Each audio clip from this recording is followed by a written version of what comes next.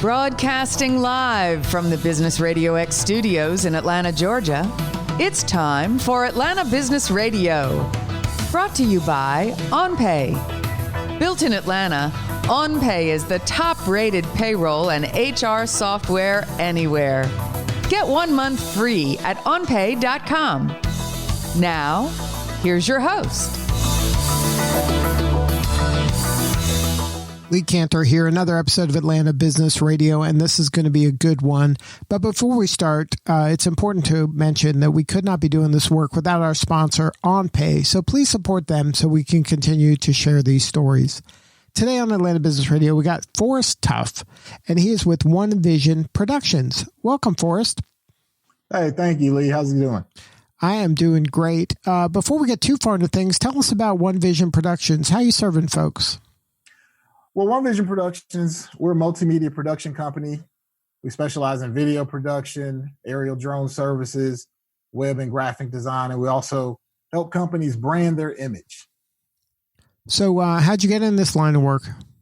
You know, actually, it was a situation where I've loved let's say it's about 2004. I love just doing production work, just video and events. And I was actually at a birthday party and someone asked me a great question. They said, how much would you charge to do this for someone else? And that's when that idea sparked, this might be a business. So from there, the company has grown. We got into photography and other things of that nature. But that was how the seed was planted to start One Vision Productions. And then so it just started to kind of iterate as people asked you to do more things? You just kept adding different services? Yeah, it was a word of mouth thing at first. And I think as I got more into it, I started out doing entertainment stuff, music videos, and I wanted to branch out after about 5 years. And so we started looking at how we could start working with corporations and government agencies and other types of small businesses. And that's where we started to really try to diversify the clientele that we have. So then how did you, as you grow a business, one of the most important things to do is to know when to say no to things. At some point, you stopped taking everything that came your way and just focused in on some core, I guess, a sweet spot of services you could provide. How did you determine where the line was on what you could do and what you weren't maybe as great at? There came a point in time where you wanted to venture out and work with certain clientele. And that meant you had to now start to have a portfolio of work. Sometimes it meant you needed to purchase equipment in order to be competitive with other production companies. So the no actually came when I received our first contract with the corporation, and the check was different.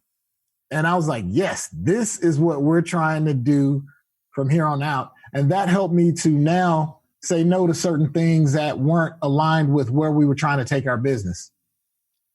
And then when that happened, did your team embrace that, or did some people say, look, I like to do that other stuff too, and then you realize maybe I don't have the right team around me?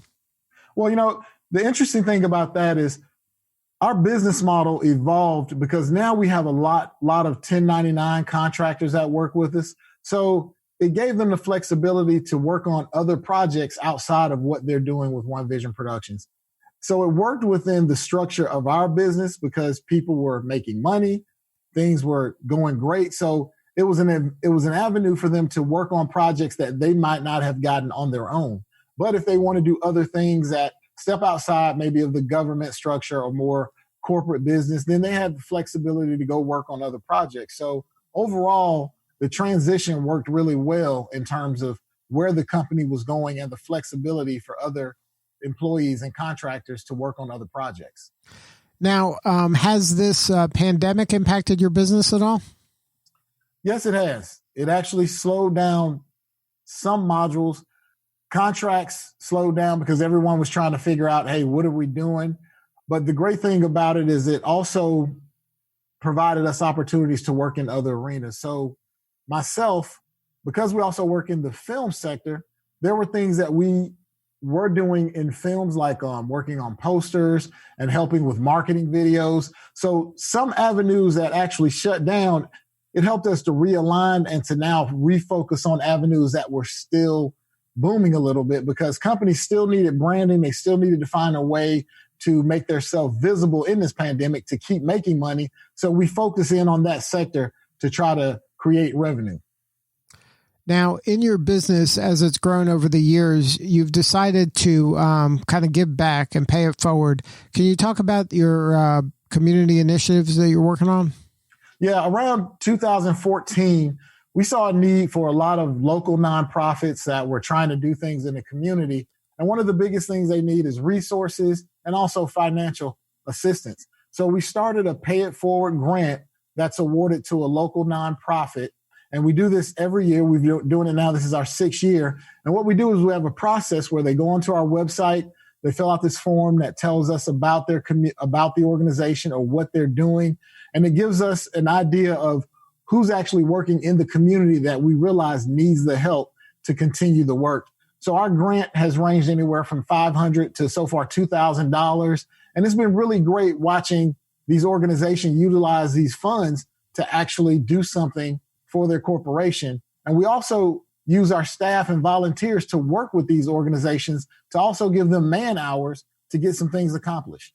So we decided to do the pay it forward to not only give them the man hours that we would give them, but also the financial assistance. Now, what's the criteria for a nonprofit to get the grant? Well, they have to be an active nonprofit. Everything, their business structure has to be set up, and they still have to be registered as 501c3. And once that is acknowledged, all that information is in line, then they have to fill out a form that talks about the specific program that they need funding for. So basically, we look at the criteria for the funding, what is the measurable outcome, and then we decide on which organization will be the recipient for that particular year. Now, in your business, you've touched a lot of different industries. Do you have kind of a favorite or one that you've made an impact that you can share a story around? Yeah, well, actually, I really love the film industry. And I'll tell you one project that we worked on, we kind of combined the two. We actually had a contract working with the U.S. Attorney's Office for the Northern District of Georgia. And there was an initiative they had from the U.S. Department of Justice to produce an internal video that actually focused on prison reform. So with this, we're working with the U.S. Attorney's Office. I'm working with the community affairs liaisons for the office. And we pitched to them the concept of making a film. You know, and that was actually in line with what they thought, but they had never actually done a documentary before. So we worked with them to create a documentary that did really well. At the time, we had the former governor, Nathan Deal, involved in the project, and we had a lot of community effort put into that project. We had a lot of services for people that were trying to get back involved in society. And the project went really well. It did a really great job, and the U.S. Department of Justice distributed the project to every U.S. Attorney's Office in the country. And even the Arthur and Blank Foundation got behind the project and donated $15,000 for 50 community screenings. So that was one of those projects that actually kind of consigned both of those worlds of filmmaking and actually working in the production, the government sector. Now, what's it like to be a creator that is working in film and video and things like that, and then also being a business person in that it can't just be creative to be creative and art for art's sake. It has to have some sort of an ROI or a business purpose. How do you kind of thread that needle in your work? When I realized that I wanted to take my company in the direction of putting myself up for the scrutiny of, like you say, hey, it's not just about the creative process, I had to unmarry myself from my thoughts. So I always use this phrase when I'm talking and we're going over concepts and say, hey, I'm not married to the idea. And I had to do that because when you're in a creative mode, a lot of times as an artist, you may be sensitive about your work. You're like, this is the best thing that I've ever done. And someone may say, yeah, but it doesn't really fit what we're trying to do. So I really had to embrace the concept and share with my team, hey, listen, even though we can do something that's really awesome, really creative, we have to realize that our focus is to serve the client and serve that need. So what we choose to achieve is giving them the best product that meets their need and offer them the creativity as long as it fits the needs of that particular project. Now, let's talk a little bit about servant leadership. I know that's an important kind of philosophical, foundational element of your work. Can you talk about how you got into that and why that's kind of driving force in the work that you do today? One of the things that I think is important is really taking care of people. I'm a people person, and I believe that in order to get the most and the best from people, you have to show them that your interest is not fully motivated by your own self, the things that you want to accomplish.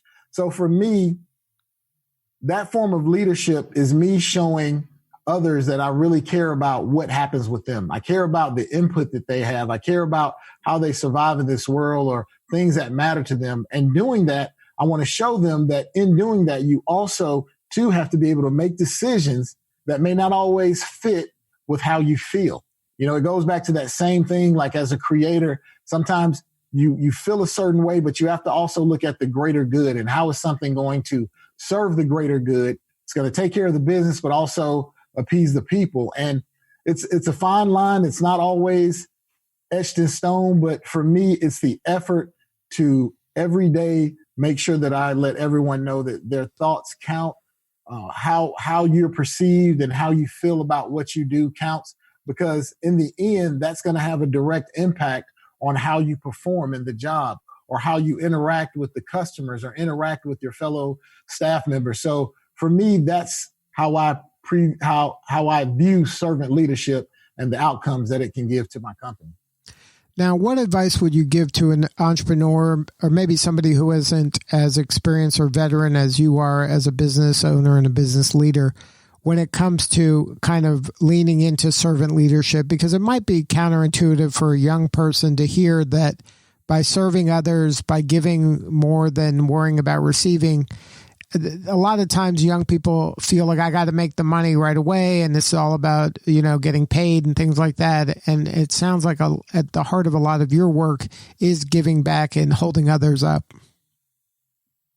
Well, I would say it's a process. I think everyone gets to a certain place where they place the value on what's important. As a business owner, first and foremost, the sustainability of my company is the driving force.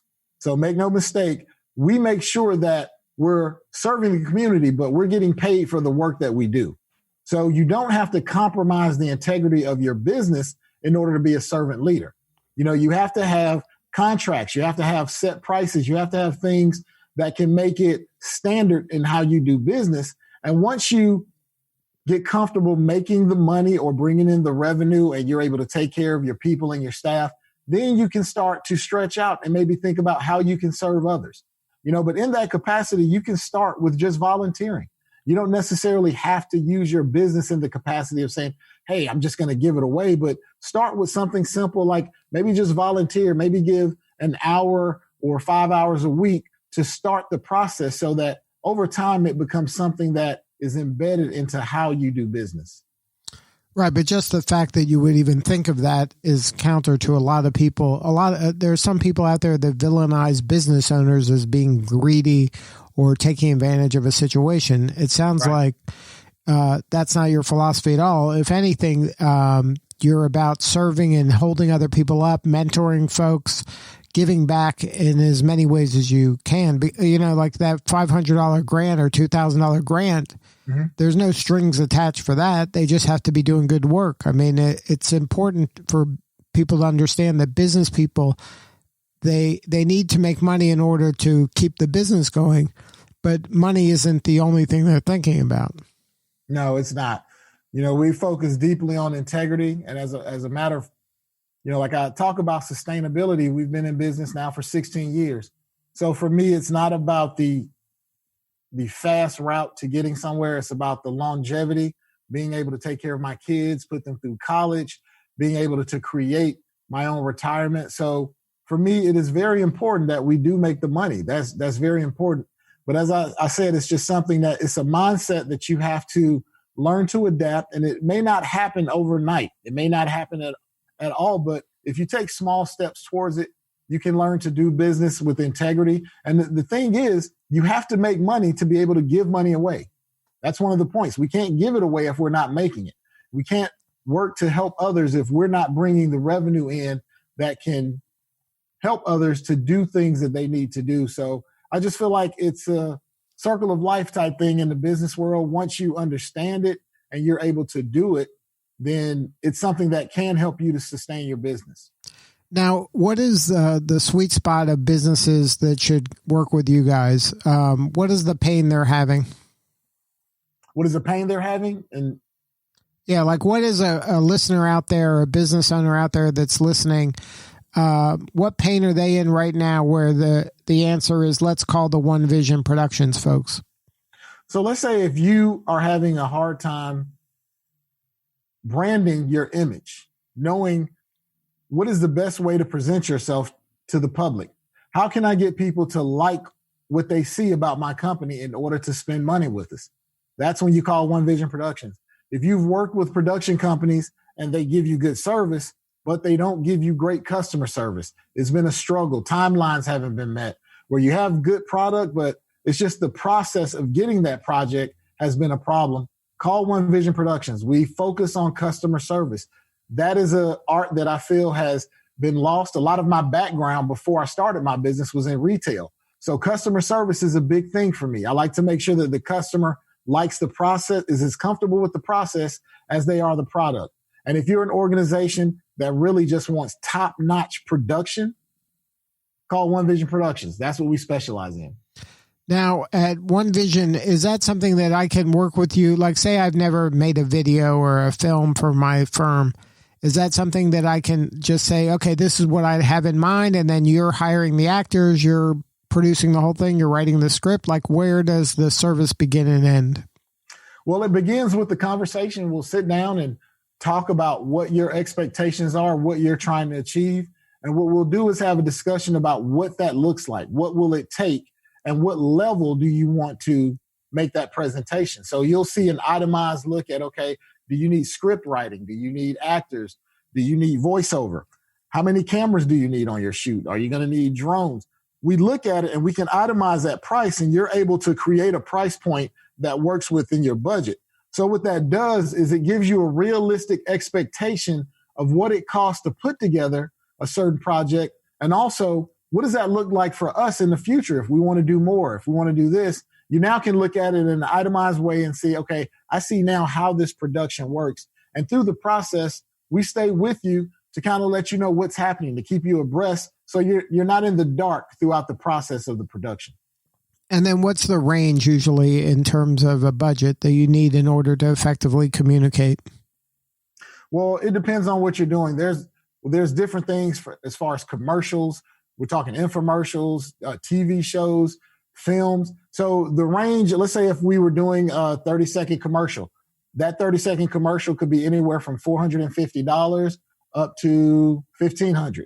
It just really depends on the level of what you're trying to do.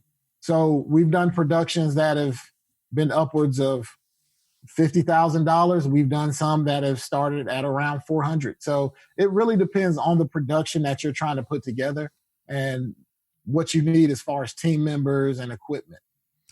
And it sounds like the best first step is to reach out to you, maybe go to your website, see some of your work, and contact somebody on your team to have a more substantive conversation. What's the website? So One Vision Productions, the website is onevizprod.com. That's ONE, V as in Victor, I, S as in Sam, POPROD.com. onevizprod.com. Good stuff. Well, Forrest, thank you so much for sharing your story today and doing the good work you're doing for your community. Thank you so much for having me, Lee. All right, this is Lee Cantor. We'll see you all next time on Atlanta Business Radio. And remember, this work would not be possible without the support of our sponsor, OnPay. Please support them so we can continue to share these stories. Today's episode of Atlanta Business Radio is brought to you by OnPay. Built in Atlanta, OnPay is the top-rated payroll and HR software anywhere. Get 1 month free at onpay.com.